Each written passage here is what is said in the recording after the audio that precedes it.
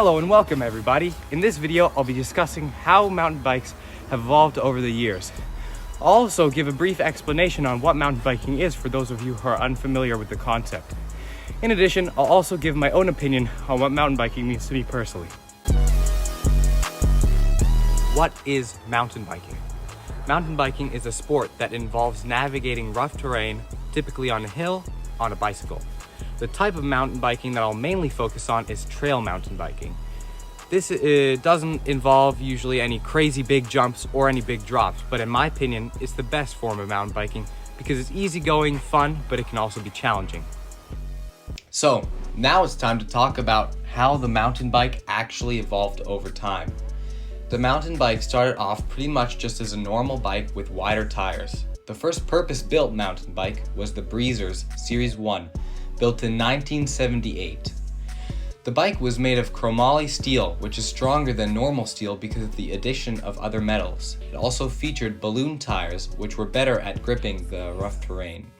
Not much happened in the 80s, but in the 90s, there were colorful bikes like this Klein Attitude. The diamond-shaped frame came out as well, which was a more lightweight and durable frame design.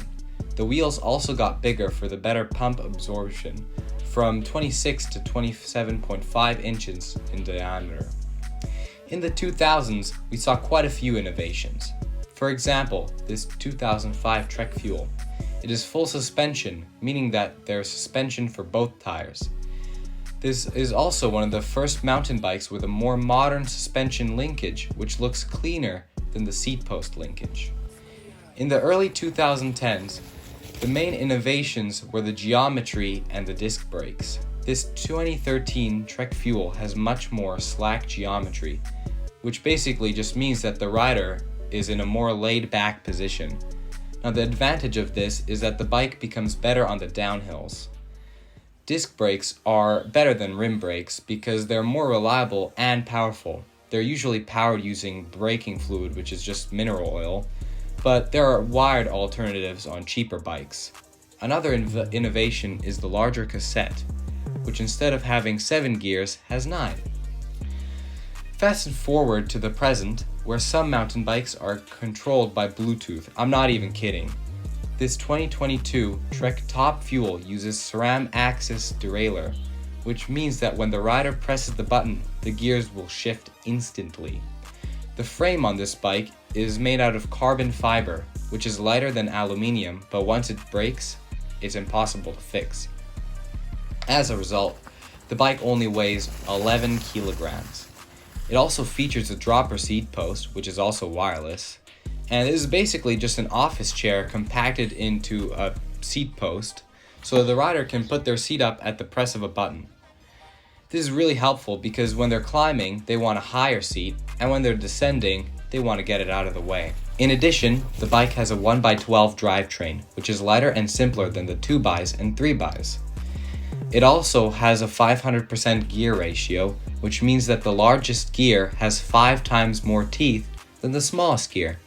This is a big deal because the rider can go up a steep hill and then go down the steep hill comfortably. The only disadvantage to this bike is the price, because it costs 11,500 euros.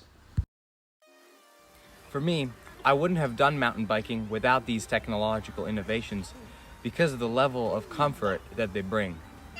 I also feel like these innovations can give people who live on hilly terrain something to do other than just hiking. Mountain biking has opened doors to new friends, fitness, and something to be passionate about, while enabling me to spend time outdoors, enjoying nature and exploring my surroundings in a way that I never did before.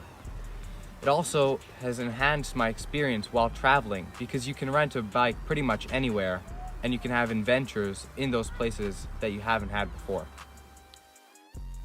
The sport of mountain biking has always been centered around riding a bike through rough terrain on a mountain or hill, which of course increases the chance of injury and discomfort.